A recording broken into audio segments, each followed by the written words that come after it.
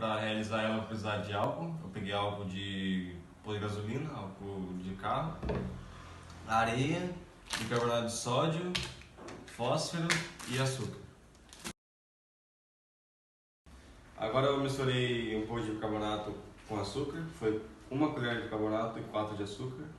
Coloquei um pouco de álcool e dei uma massinha na ponte da garrafa para fazer essa misturinha aqui, ele faz meio que uma massinha.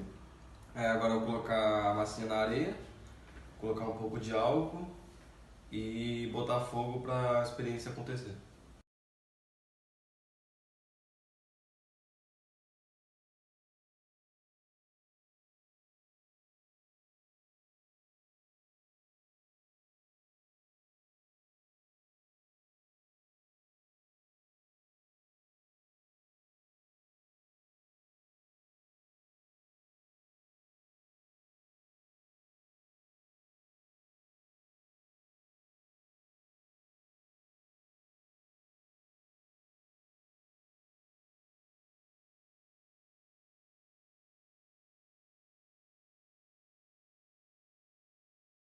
O experimento acontece por causa da combustão do açúcar, que quando ele queima, uma parte dele se transforma em gás e outra se transforma em água.